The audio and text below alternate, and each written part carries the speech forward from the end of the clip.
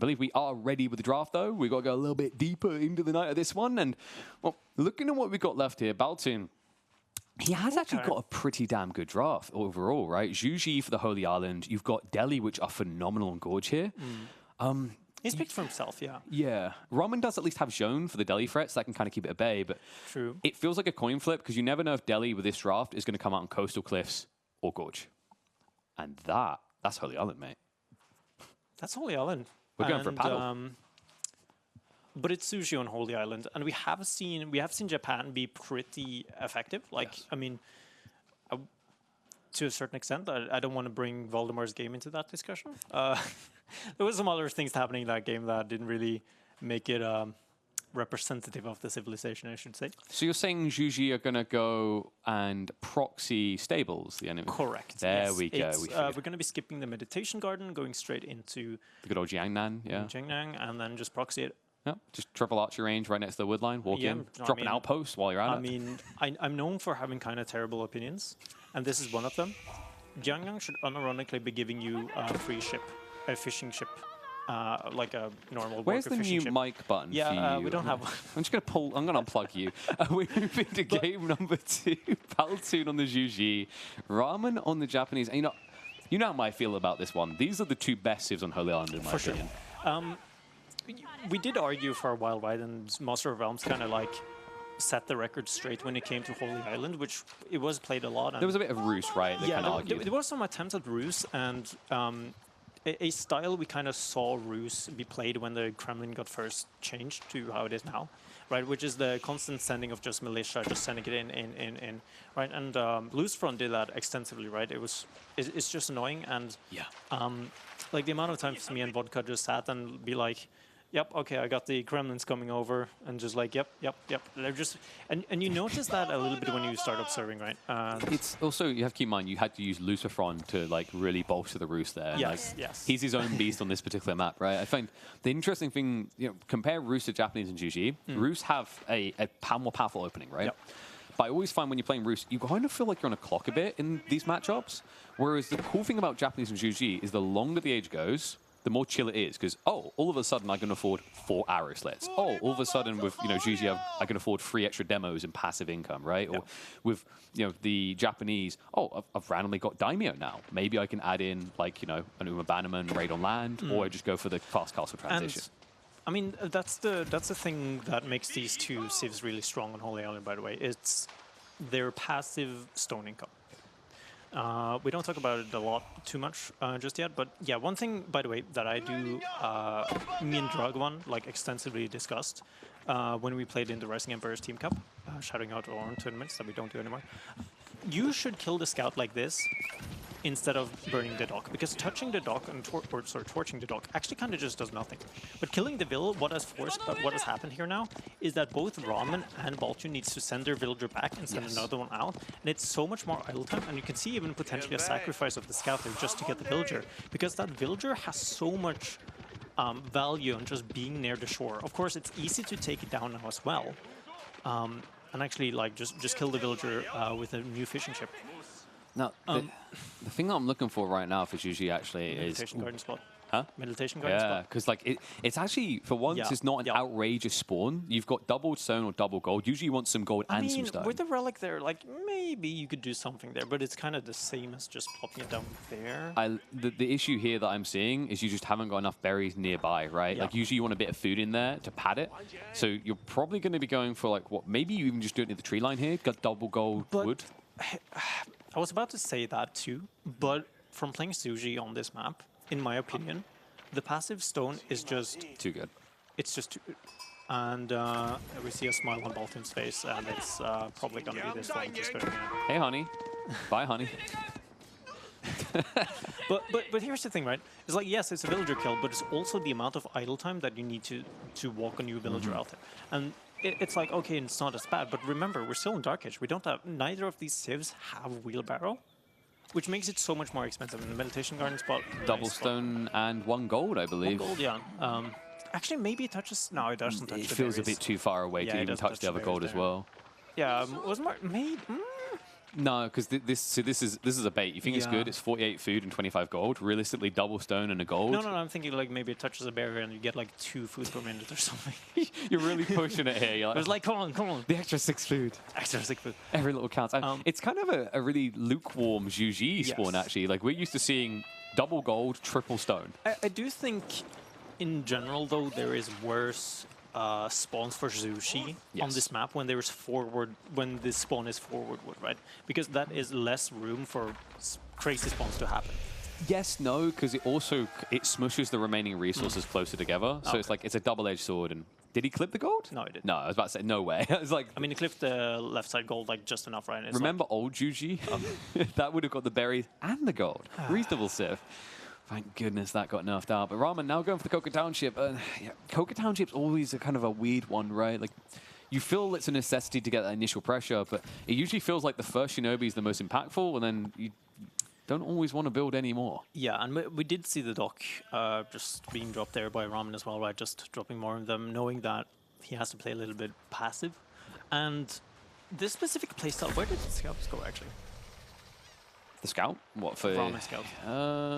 It's dead, mate. Yeah, sure. He evaporated in the E5. Did he dive the TC? No, he was low. I think maybe the scout just clipped him. Yeah, maybe. So, kind of a blind game. Nice thing at least is Shinobi do have pretty decent vision. It does, right? And but the problem for Japanese, right, with the timing, and I discussed it a little bit with just like in general with people, is like how do you actually play Holy Island compared to Archipelago? And Archipelago has like kind of set the tone a little bit on water maps like this, and it's changed Holy Island how it is played just like the tiniest amount of it. With like you saw, for example, Order of the Dragon, which is I can't remember. It was a really short game on Archipelago against Lucifron, I think. Where Order of the Dragon. It was a really short game because they expected them to just sit back in the base, build up an army, and then push out. But instead, it was what Baltune is doing now. The first ship just goes straight forward, harasses Eco, maybe even kill a fishing ship, or at least idle them. And instead, right, and then Ramen has to play a little bit on the back foot. The drastic difference here, in that match, like you wouldn't pick Japan on Archipelago, right? Yep. The big difference here is like because it's a land-connected map, the Japanese always have that land threat that's a bit more able than I'd say Juji's is.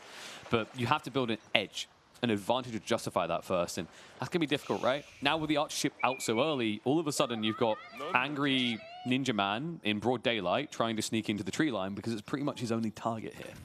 Yeah, and we can already see Baltune, right? He's already towered his own gold, right? So it's going to be giving him the vision. And he got hand cannon slits. And he got tyrant cannon slits as well. How did he do that? He didn't drop a stone. I don't see a mining camp you know on a what? stone. You know what it probably is? Maybe he used a market. Wait a second. No, I don't see that either.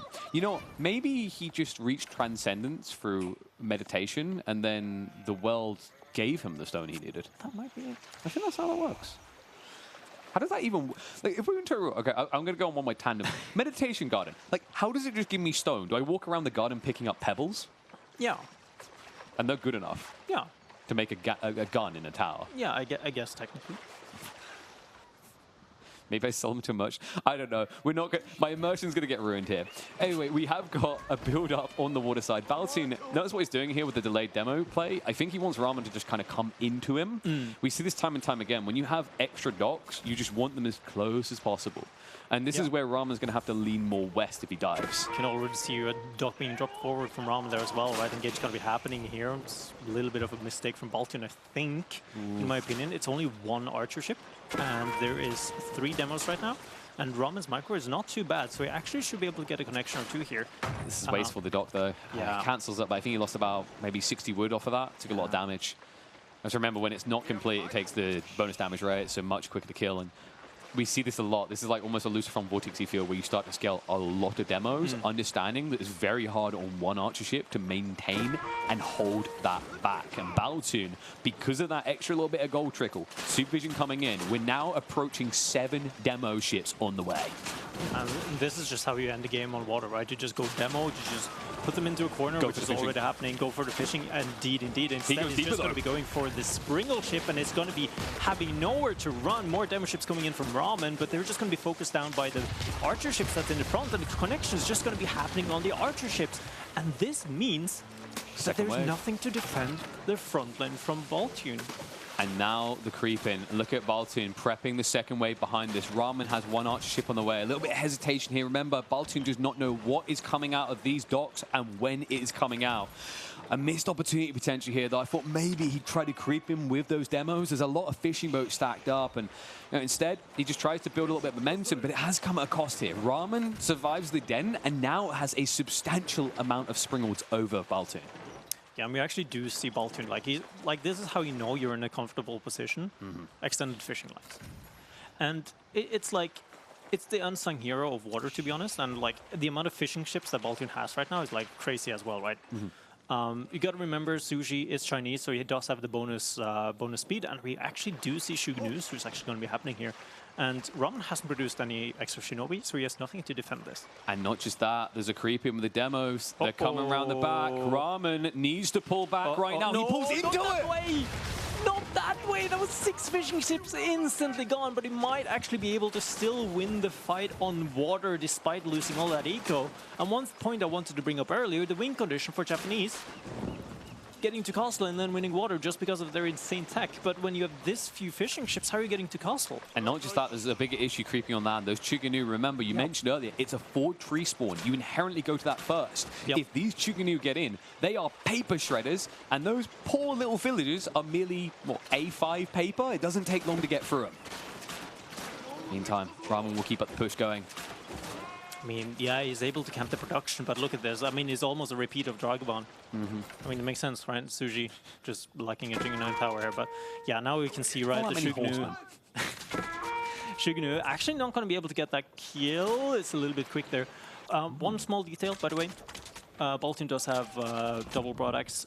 Ramen has no eco upgrades, so it's just going to be enhancing his Be play. careful, mate. That might be the Japanese eco bug again. I don't trust it. Yeah, true. That's actually a fair point. I don't always remember how that one works, but I mean, Ramen, at least, he's pushing on a lot of pressure right now, and look at this. Oh yeah, it does have it. Thank you, Vodka.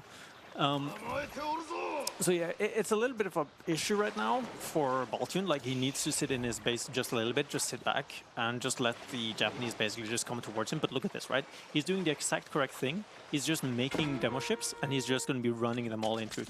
And now the Shinobi, I mean, Shinobi against range units, we know how that go. Hooray. But they don't. But Chuganu don't get bonus damage against Shinobi. He's fine, right? Yeah. Wait a second. We Yeah, don't get bonus damage against Ram's Cider, but here we are, you know. Love that unit. Counter pressure coming from Baltune. He's doing it again.